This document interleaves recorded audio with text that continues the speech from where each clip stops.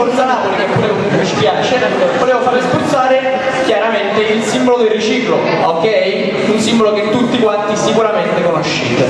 Allora, come si fa però a spruzzare uno stencil? Questo lo devo un attimo spiegare. Ci serve del materiale, dello scotch. Ho preso questo scotch che si chiama scotch carta e si chiama così perché si attacca e si stacca molto facilmente.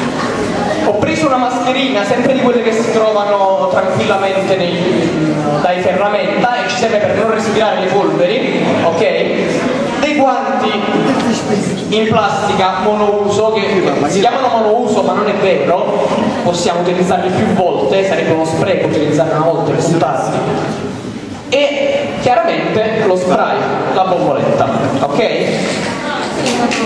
Allora, adesso io applicherò questo stencil sul cartone tramite il nastro adesivo e poi il sindaco spruzzerà.